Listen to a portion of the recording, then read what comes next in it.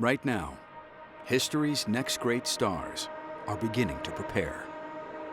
The long, arduous trek toward a Monster Energy AMA Supercross and FIM World Championship crown is starting to reveal itself. I don't think I've spoken to a single one of these riders who haven't dedicated their entire lives to get to this point now, competing in Monster Energy Supercross. Off the bike, on the bike, at the races, at the practice track, you know, it doesn't matter. When you're at the top level, it's all or nothing. I've been doing this for over 19 years now, so I mean, all I do is eat, sleep, and think about dirt bikes. It takes our whole lives being dedicated to it, and that's day in and day out. Everything that we do with our families, everything that we eat, everything we consume. When you're watching these Supercross racers, you have to understand that every one of them was racing or at least riding a motorcycle at probably age 3 or 4. This is the pinnacle, and it's what every rider has dreamed of being, which is Supercross champion. The pressure is so immense when really your entire life and your lifestyle boils down to 20-some minutes on a couple of Saturdays and a couple of weekdays throughout a year.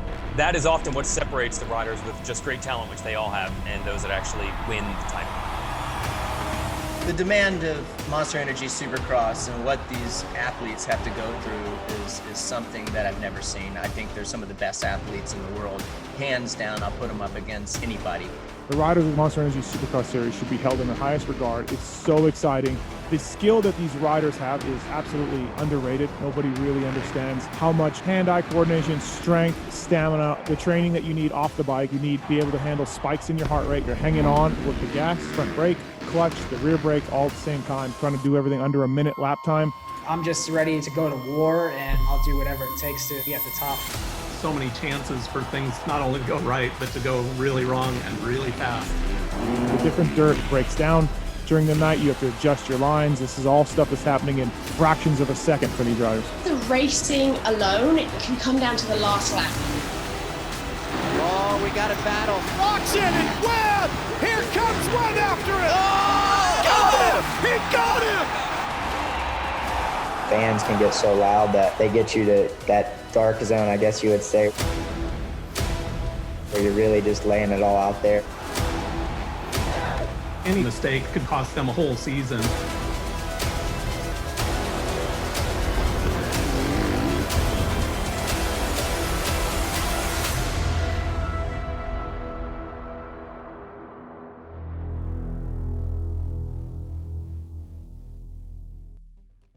While the series will look different in 2021, key components remain the same. Riders will still be tasked with navigating and conquering a grueling 17-round schedule, beginning in Houston on January 16th, before traversing across the country for collections of races in 6 different cities. For the schedule to change, I honestly think it's super cool, and I think a lot of people feel the same way. It is natural for elements of uncertainty to loom over a season. No more was that present than during a 2020 campaign, which was briefly put on hold due to the COVID-19 pandemic. The fact that Monster Energy Supercross was the first sport to really test the bubble situation, everyone was really well contained, there was really good protocols in place, and we got to finish this thing out. I was actually surprised between some of the rounds how much they were able to change up the tracks and make it different for the guys each day. With safety at the forefront, Monster Energy Supercross returned in late May to finish the final 7 rounds in Salt Lake City, becoming the first major sport to complete its season, crowning Eli Tomac champion. They are philosophers of their craft, allowing nothing to replace their focus. During his career, there were periods of time where that single-minded focus appeared to waver for Eli Tomac. Regarded as one of the more cerebral riders in the pits, the lapses in judgment were perplexing. It has been the most puzzling thing to follow his career and see most seasons for, say, 14 of the 17 rounds, he's the best rider in the world. And it's those other 3, for reasons that are inexplicable, unexplainable. He just has a few bad nights.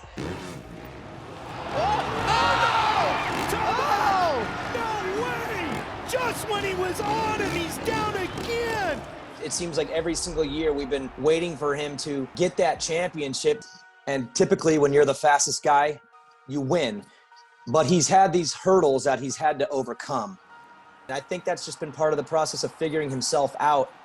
It's really cool for us because he has a really good short-term view, meaning next week, how are we going to fix it to get better? And he has a long-term view. How am I going to get better over the next 2 years or next year? And I think for Eli Tomac and his program and his family, they've had to really look in the mirror and dissect like what's been working and what hasn't. And over the past 4 years, it looks like they've been just kind of slowly figuring out things little by little. Yeah, going back to the beginning of the 450 days, you know, I think back to 2014, you know, that was really the, you know, putting your toes in the water year. I still had Villapoto racing in there. I believe James was in there that year. That was like a year where you're trying to find your place, right? You're almost already beat mentally when you get to the gate when you're racing those guys. And then 17 really came out swinging, right? I think I won 9 races, but had a few bad races, a few crashes that way, and Dungey beat me that year. And then after that, for 18 and 19, it was almost like on replay again, where I would, you know, I was plenty capable of winning these races. I got multiple race wins, but could never just lock in and be consistent that whole time. You know, so for I think 2 out of those 3 years, I did have the most race wins, but didn't get the championship. So that's what was so frustrating, really frustrating that way. In 2020, everyone knew, hey, if he's going to do it, he has to do it now. There was pressure from Kawasaki. There was pressure from the sponsors. There was a lot of pressure from himself. But Eli rose to the occasion. There was no weird catastrophe. There was no strange night where the bike stopped working one way, where he just didn't show up. He was there from the moment the gate dropped at Anaheim 1 all the way to the finish. I felt like something clicked really, really, I don't want to say mentally, but it was more of a calm on the starting line, like a mental calmness. And then I never had those funky scenarios or situations that really just straight up cost me. While the start of his 2020 season wasn't perfect, Tomac won 5 of 10 rounds and took the points lead to Salt Lake City. You could tell in Salt Lake City that as he closed in on the championship, he got really, really focused. You could just tell he wanted to get it over with. He was the first guy to the practice staging area, one of the first guys at the starting line every single time. Once we got to Salt Lake, at altitude, somewhere where he trains, it was on from there. The industry questioned him. Eli has answered. The 2020 Monster Energy AMA Supercross and FIM World Championship is his. The relief that came over him when he crossed the finish line and everybody at Monster Energy Kawasaki, you could tell everyone was like, finally, Eli has this championship. It was a very big family atmosphere. You know, his mom and dad have always been at the races and they've always been a part of it. But then to have his kid there, to be there with the team photos, to be just part of that celebration and everything that's gone on, you could tell that he rides with a little bit more of a purpose. Out of all this COVID deal, that break that we had between March and May, and it was the perfect timing. We had Lev at the end of April. You know, she's almost 7 months old, so she's not quite walking yet, but I'm ready for her to start cruising around with Dad.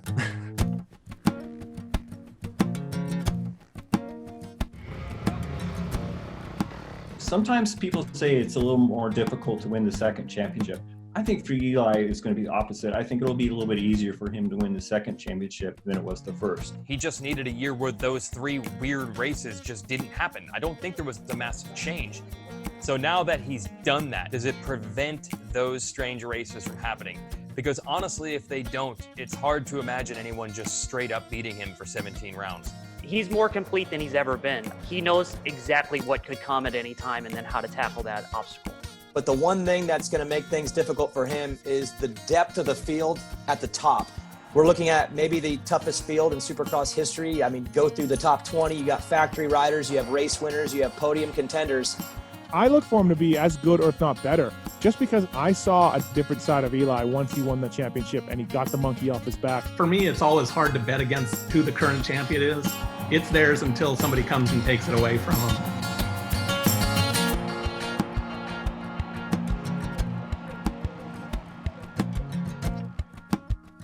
The 2021 Monster Energy Supercross Preview Show is brought to you by Monster Energy, proud partner of Monster Energy Supercross, and also by Monster Energy Supercross, the official video game for Leave Your Mark. Available March 11th. Losing can change a person's perspective or galvanize it. But it's vital to remember how much change the future can bring. I've spoken to Cooper a couple times in the offseason, and you can't even get into a conversation with the guy without him expressing his frustration and pretty much his disgust with losing that #1 plate. Cooper Webb, the 2019 Monster Energy Supercross champion, has seen his share of ups and downs. A 2020 season marred by illness and injury only further fuels his passion to return to the top. Out of all the guys I've raced as a former Monster Energy Supercross racer, Cooper Webb was one of the most intense and one of the most, I would say scary guys to race against. You can just see it by looking at his eyes that you don't want to mess with this guy. Yeah, last season was definitely up and down. Starting off the year with the sickness I had, but we made the most of it, and honestly kind of clawed our way back into it with great rides at Oakland, San Diego, Tampa, and then going into Arlington. I think I was only 11 points down. As he started to defend his title valiantly, his season would turn upside down in a matter of seconds. I was on the floor, sort of caught it out of the corner of my eye, and even for a gnarly crash, he was in a position that was really unusual. That was such a hard, vicious landing for Cooper. That crash was by far the worst crash I've ever had, and I couldn't feel my legs for a little bit, so that's always a little scary. I thought it was over. I thought his championship run, his hopes were over, and everybody did. And then a week goes by and he shows up, and we go to Atlanta, and Cooper Webb pulls a Cooper Webb. Cooper Webb, after being body slammed onto the concrete in Texas a week ago, trying to fight his way onto the podium here tonight. He better go for it, because here Eli comes. One of the greatest comebacks we've seen in a long time. Sometimes you gotta do what you gotta do in this sport and lay it all out there, and that night I was surely glad I did. Now fully healthy, he's readying himself for another title run in 2021. He's probably more hungry now to win his second championship than he was his first now. I think that after a championship loss, Cooper Webb is more dangerous than a defending Supercross champion, Cooper Webb. The goal is to definitely go out and try to get that #1 plate back. Once you lose it, it's you don't like that feeling. So it's something that we're going to chase hard and do everything we can to try to get it back. 20 minutes west of Orlando, the foundation for the 2021 season is underway at the Baker's Factory, the training ground for Cooper Webb, as well as Zach Osborne. His focus on a title remains steadfast, but family is also important for Osborne. The calm home life contrasts Zach's personality on the track, where he's known as one of the fiercest competitors in the series. He is one of those guys where you make a pass on him and he is going to counterattack. Man, he is fierce. Like, he is not scared to slam a guy, walk past a guy, or get into it with somebody. Look at this, Cianciarulo looks on the inside, chops him, gets it done. AC is up. Now Osborne comes back at him on the inside and says, yep, I can do that too. Multiple injuries in 2020 clouded Zach's judgment, but his family, as they've always done, kept him on the right track. When I came back to riding after that, was really not enjoying it, and just really seemed to be not clicking for me. And definitely, there were some dark days as far as my career goes. My wife kind of talked me out of it, and we went to Salt Lake and just kind of enjoyed what was going on, and grew as a racer, grew as a family, and I found the joy again, and here we are. And then he shows up and puts together an unbelievable run for 7 races, multiple podium finishes, and he caps it off with a big win at the final round of the championship. I think that the Salt Lake thing was kind of monumental for me, not only winning my first 450 main event, but just stringing together 7 top 5s and being really in the hunt the whole time we were there was really good for my confidence. It was exceptionally cool because Dean and Jason were on the podium with me in Salt Lake, and it was a Rockstar Husky sweep. I believe this is the first time he's ever going to go into a 450 Supercross campaign thinking, wow, this title could be mine. And now that he got the race win late in the season last year, it's going to make it that much easier for him to believe that. I think 2021 is going to be electric. A lot of factory bikes on the track, a lot of factory riders. It's about as stacked as it gets. So for me, the biggest thing is, it keeps me motivated. No one wants to beat the slow guy. So but nobody's talking about him too much for the title, and no one was talking about Cooper Webb for the title either. I think he's in the exact same spot as Cooper Webb of 2019, a contender, but I would think that his window is closing. Although just 26 years old, it's as though Ken Roczen has already lived a lifetime in the sport. And while he was world champion at 17, his journey from Germany to the United States wasn't an easy one. A lot of new stuff got thrown at us. And same, when you're in a different culture, new country, new continent, actually, you don't know where to go grocery shop, and the time difference, and the smell of the bikes, the way a Supercross bike is set up is really stiff, and I wasn't used to that. I think for a lot of the international riders, those who've come from overseas, their journey, it's that much more complicated, because just to realize their dream of being here and competing in Monster Energy Supercross, that alone is a task to accomplish. So when you then take them out onto the track, I think you see that grit, that determination, and you see so much of that in Ken Roczen to overcome everything that he has, all the injuries. You've got to wonder if he's drawing from all of what he learned on that journey to get here. Having not only survived, but become revived after 2 near career-ending injuries, Roczen has sacrificed it all for this sport. There isn't anyone on the track that has experienced the highs and lows of Supercross racing more than Ken Roczen. Everyone kind of started to wonder, well, is he going to win? It's going to happen at some time, but when is it going to happen? It had been 3 years since his last triumph, as the series entered the second round in St. Louis. And I remember that night being on the podium watching the race, and 5 minutes to go, and I'm watching the monitor, and you see his wife Courtney, and her eyes are starting to tear up, and you can see this emotion starting to build, because we all realize this is about to happen. To finally win again, it was special. It was an honor to call that race. Nearly a 3-year wait is finally over. Ken Roczen is back in the winner's circle. Obviously, you can see the emotion on the podiums, and afterward, it felt so familiar, and to me mentally, it kind of like got the ball rolling a little bit again. And going from 0 wins the last 3 years to 4 last year was at least a step in the right direction. Now, with a full summer of recovery, he enters the 2021 season with a renewed determination. You know what? At this point, I don't put any pressure on myself. It's kind of like being in the present moment and just take it one step at a time. First is the gate drop, manage the first turn, make it through the first lap, and just kind of like chip away like that. So the championship, and same with the race wins, will come if I got everything under control. After the season ended, Ken returned home, and instead of going on with the Outdoor Nationals, he decided to take a much-needed break and spend time with his wife and their new son, Griffin. Yeah, Courtney and I are parents now, and things change, right? You have this newborn, and then 2 months later, they look different, they interact with you, they start laughing, and that's what really warms your heart. We wake up in the morning, and he makes our day brighter.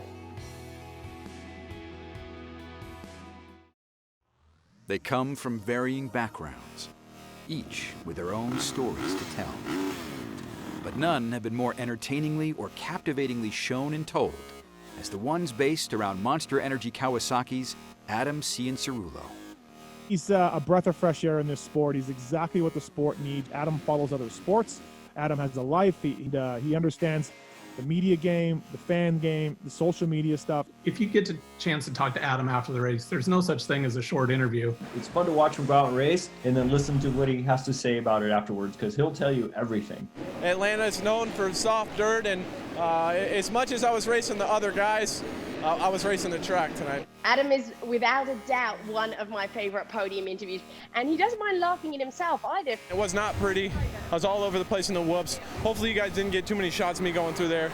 My friends know me as just a kind of a crazy talker. Sometimes I just say things to just get reactions out of my friends and twisted jokes. And I like to talk. I like to relay my thoughts, and I'm the same way off the bike, no matter who it is. While his career began in Monster Energy Supercross before most can even drive, Adam has seen peaks and valleys throughout. But he never let his youth hold him back or deter him from expressing his true thoughts. I have a lot of respect for what he was able to overcome and just being down and out. A lot of the stuff from racing that I've learned, I tried to carry over into everyday life, like the discipline and it just being accountable for yourself and trying to be better in all areas. That's really important to me. And I think racing is a perfect spot. It really puts my character to the test, and I love that. And, you know, as I've grown up, although racing and winning is still important to me, it's more important for me to be a good person and to leave a good impact on people. Because ultimately, at the end of the day, you know, you can count all your championships and count all your money and trophies, but that's, to me, what really makes what makes this life. Adam's pursuit of a title has been fostered by Nick Way, a journeyman supercross rider with a wealth of experience. Their relationship on and off the track has helped form a two-pronged attack as strong as any trainer-rider combination in the series. It's kind of like the NBA coach you see on the sidelines who maybe wasn't the greatest player of all time, but studied the game. And now Way is able to apply those lessons to a rider like Cianciarulo, who has as much talent as anyone. I try to lead by example, per se. I mean, I raced for a long time myself, and I definitely put my heart and soul into my racing and did not achieve my ultimate goals. And he sees that my life's turned out just fine. So although it's dead serious, I think I add that level of perspective. Our priority is to have a good time, but there's no way around getting the work in. He knows the ins and outs of the sport, and things get hectic. You need somebody in your corner that you can trust to give you the right info to help you achieve your goals, and he's that guy for me. While his rookie season in the premier class would be deemed a success, concerns about controlling his emotions follow him into his sophomore year. You had to do, right? I did a bunch of different stuff. At least I tried. I tried to skim in, To get to the ultimate level of Supercross, you have to have emotions driving you to work hard enough to get to this level. Adam has a tendency to overthink things. Adam has a tendency to dwell on stuff, which is exactly what Nick did, and I know this because I worked for him. With Adam, he's open, he addresses it, he looks at the problem, he looks about how he's going to fix it, and he tells you about it. To me, that tells me that he's confident about fixing those things. I certainly see where they're coming from in terms of when they say emotional. They probably realize that I can get a little bit out of control. Gonna get through there. Oh no! Down goes Adam! You know, I'm not scared to get sideways and do whatever it takes. So from that standpoint, from wanting it super bad, they're totally right. But I think I've made big strides in terms of, getting discouraged when you're out there and things aren't going your way. But yeah, I definitely want it bad. And, if that's emotional to them, then tough. There are few names more deeply embedded in Monster Energy Supercross lore than Stewart. James, a two-time champion, widely regarded as one of the all-time greats, and Malcolm, his younger brother, who is also making a name for himself. It's really hard to classify just where the ceiling is on Malcolm Stewart. Unfortunately for him, he grew up in the shadow of his brother James, but Malcolm's his own rider, and now we really need to judge him as himself. If anybody knows who Malcolm Stewart is, you just go look at my social media or whatever. I guarantee you go through those pictures, you're going to see a lot of fish in there. That's what I love about my fans. They go through the autograph line. We don't even be talking about the race. They ain't be like, "Hey, good luck tonight." They're like, "Hey, bro, how can I be able to catch this fish? And what were you using at this lake and stuff like that?" I'm like, "I got you."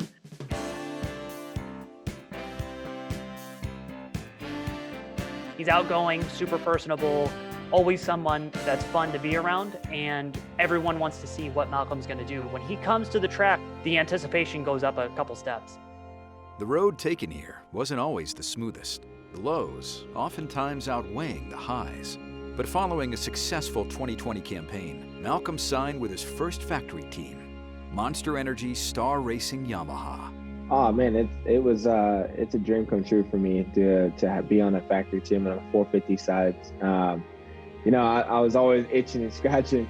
It's cool to see him get an opportunity with a factory team. It's going to be interesting to see how they develop that bike. He's aggressive, fair, but he's not somebody to be messed around with. And I think like this year, I'm excited. I think he's going to do well. You know, working with, you know, Aaron Plessinger and our teammate Dylan Ferrandis as well. So it's cool, you know what I mean? They're different vibes, but, you know, everybody gets along. And like I said, I'm really excited to be teammates with Aaron Plessinger. I'm not sure if a lot of fans remember, me and him were actually dancing at Monster Cup. I know that video is floating around somewhere. My trainer was like, we're gonna have to separate you guys because you guys are gonna have too much fun. There's definitely gonna be some funny stuff rolling around, so you definitely have to have the camera guy over there. I think for Malcolm, who admitted that when he was a kid, he was into the sport more for fun than to be a serious race winner and champion, I think he needed something to help ground him and focus him and put him in the moment. And I think a big team switch like this is that kind of thing. We don't know where the talent ceiling is for Malcolm. That's kind of a good thing. And for Malcolm Stewart, he's building off of a great 2020 season. And I think it was important for him last year to really start paving his own path and not be James Stewart's little brother, but really become Malcolm. I think 2021 is going to be a great season for him. If he can continue to build off what he did last year and keep writing his own story, I think it's going to be a good one. It's impossible to calculate which of the decisions riders make in training will be the one that makes the difference. But that doesn't stop them from trying. For Jason Anderson, he's always taken a slightly different approach than his counterparts. You know, the jersey's untucked, you know, his arms are down, he's throwing whips. If you can't have fun doing it, Jason's not going to do it.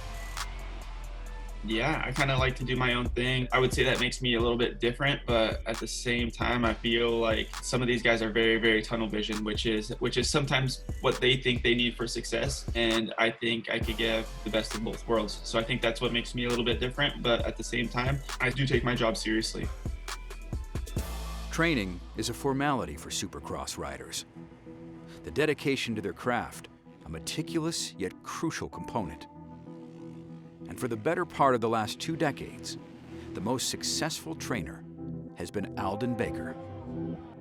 But after 6 years together, Anderson announced he was leaving the Bakers factory in April. I know Jason Anderson always tries to advertise that he's just winging it all the time, but he's a lot smarter rider than he lets on.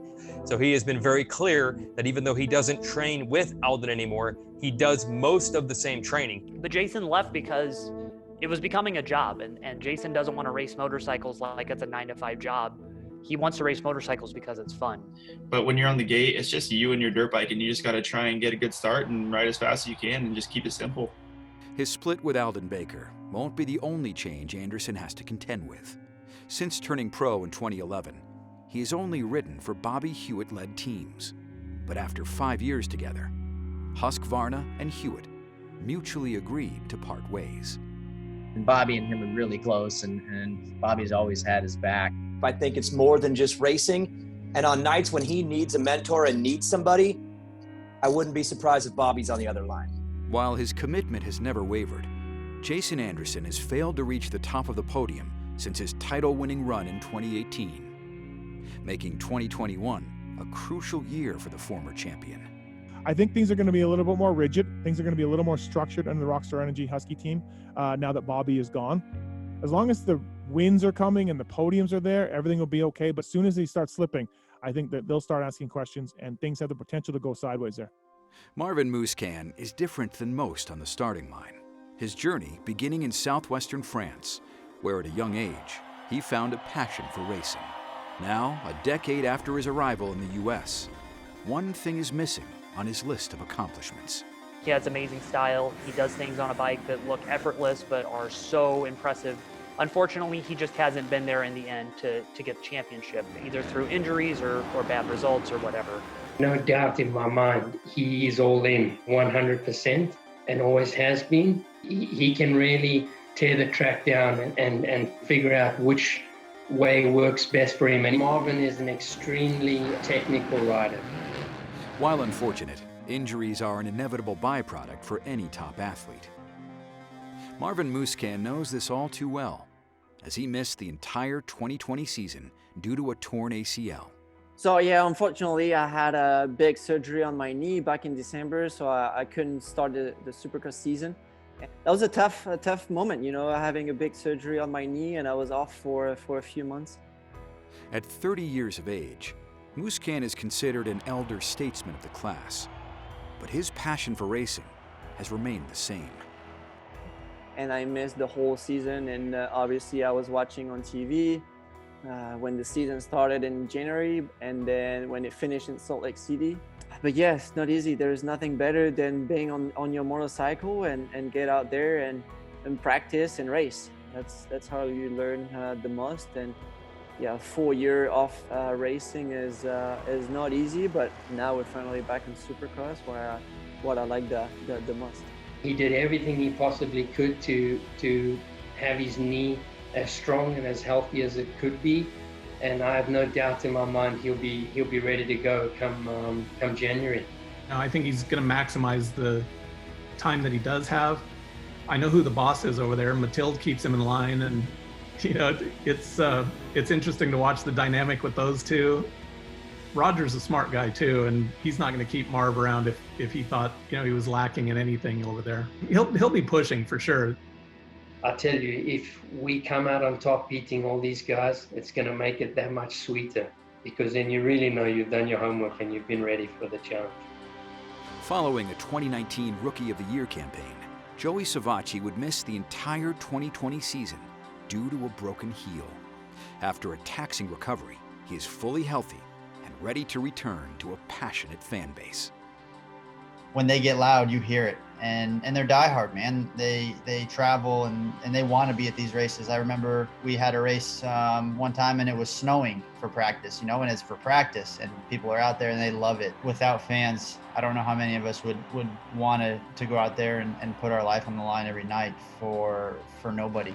So whether they know it or not, they make our sport what it is. Left in a precarious spot after the Joe Gibbs Racing MX team announced it was closing, Savatgy found a new home with Rocky Mountain ATV MC KTM WPS. Here we are going into 2021, new team, new bike, and honestly, I'm just so excited to be able to go racing, and I think there's going to be a lot of action. So if you weren't interested before, I think it's a good time to tune in.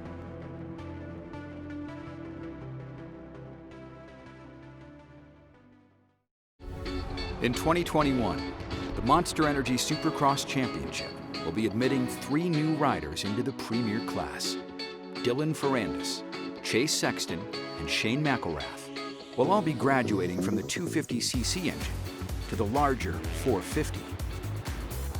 Whether or not their arrival is a welcomed one, they're here.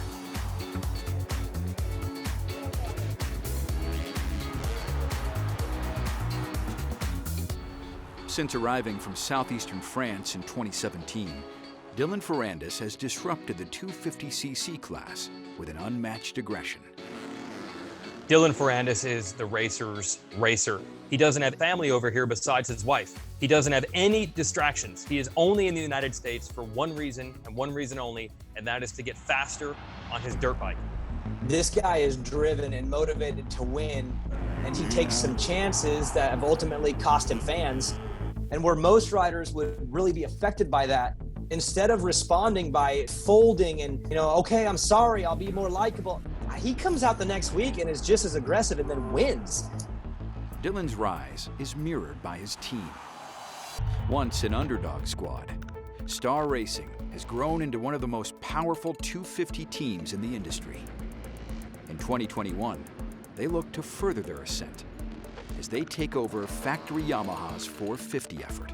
Everything is going to be consistent, and that consistency won him 2 250 championships. Dylan Ferrandis claims the crown again. The talent, the motivation of Ferrandis, there is no doubt, but there are other pieces of the puzzle we just haven't seen yet, and it just makes it that much harder to predict how he's going to do. He knows the game, and I think he's going to come in and be aggressive. We've seen him be that way in 250s, but in 450s, that doesn't always work with the bigger bike and the more horsepower. And I think Dylan will not be scared to piss some riders off. He does not care. He's not buddies with these guys, and we'll enjoy him going out there trying to make some passes. A crucial piece of Ferrandis' program will follow him to the 450 class, as David Villemin, one of the most daring French riders in Supercross history, will continue to train his countrymate. From day one, I told him he has to think about racing all the time. He's very dedicated. You know, he follows my training program to the T, and he's a good listener on the track for like riding technique and then different option and lines. He has some unorthodox ideas on line choice and bike setup and training and riding. He has gotten Dylan Ferrandis to buy in on that. We could go forever with the mental side of it and then with opinions and all that.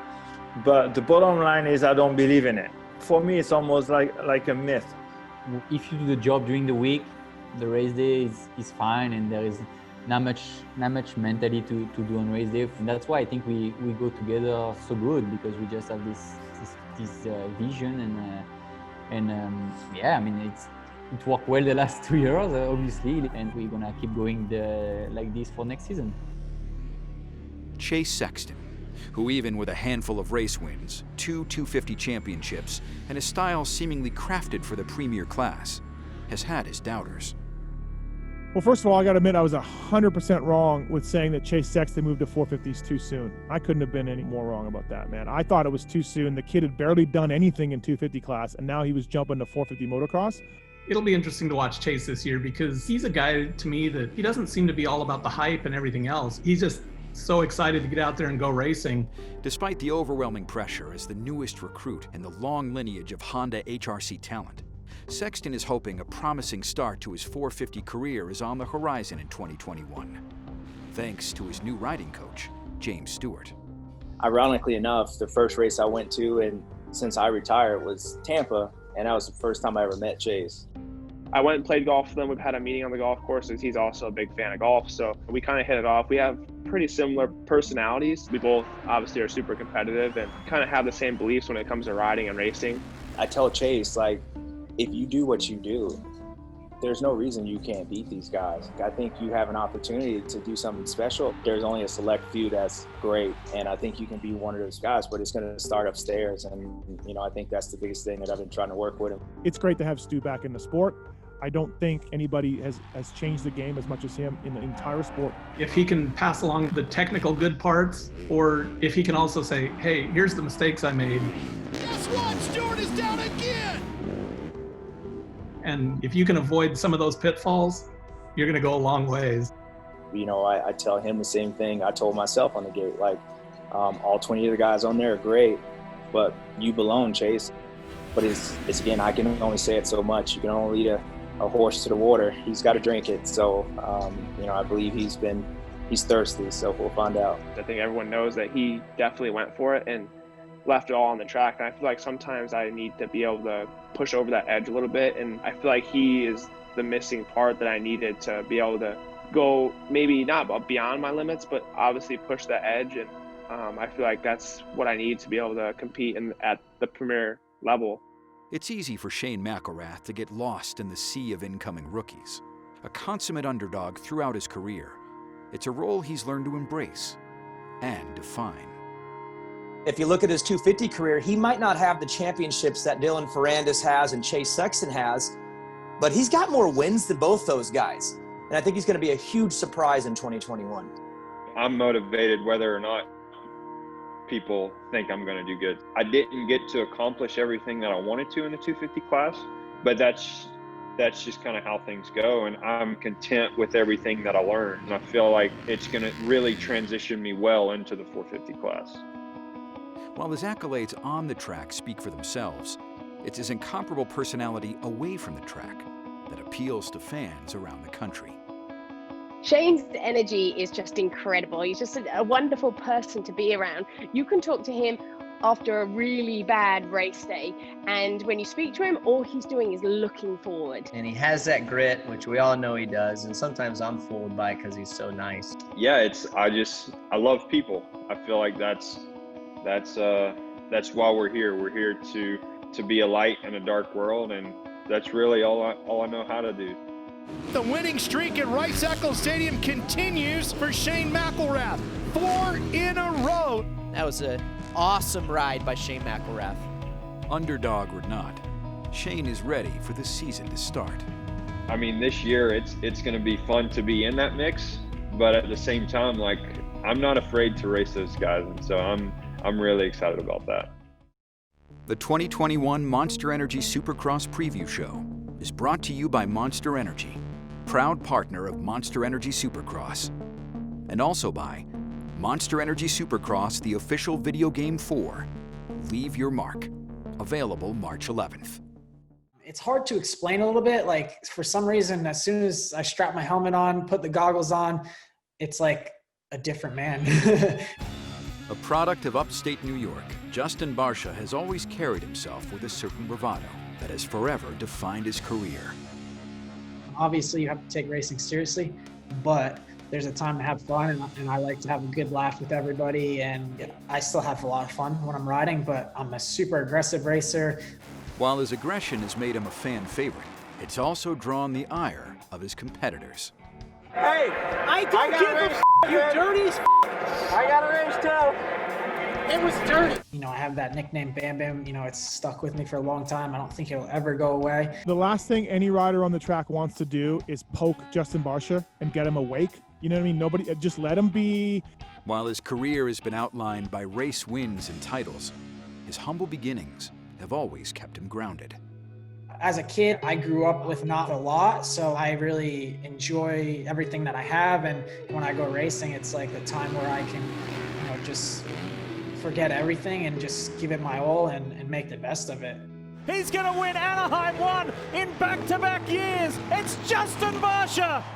A journeyman of sorts, 2021 will bring a new set of challenges, as he's tasked with leading the Troy Lee Designs Red Bull Gas Factory Racing Team into its first foray into Monster Energy Supercross.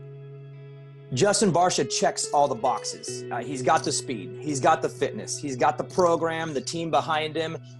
For him, the question is, can he put together for an entire championship, all 17 rounds? And I think he's got everything to do that. So why can't he be the champion? What is it that summons the heart of a champion, upon which drives the soul toward greatness? No matter where they come from, no matter who they are, they all share the same goal.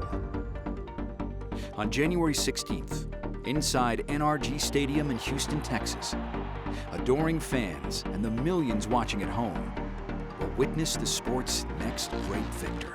All I can say is, fans, you better be ready, because there's no telling what's going to happen. I mean, every single one of us are ready to go. We're all fired up. Every year we say, oh, the field's more stacked than ever, but the field is insanely stacked. We broke this down on one of my shows the other day. You start looking at them, you're like, there's going to be some pissed off guys in 10th place. I'm still a fan of this sport, so I know what the feeling is. I know what is it when you look at the start with the 20 rider behind the gate, all wants to win. This generation, this decade has so much parity. So many guys have a legit chance of winning. I know I'm gonna be there tuned in every weekend, of course. And, you know, as a coach, I hate it. As a fan, I love it. And I'm sure you guys are gonna love it too. If you want to win a championship or even a race, you have to be so on it. Just really pumped to go racing in 21. In a sport that takes a lifetime to conquer, only those willing to sacrifice it all will be left standing. Monster Energy AMA Supercross, an FIM World Championship, returns in 2021. For ticket information, go to supercrosslive.com.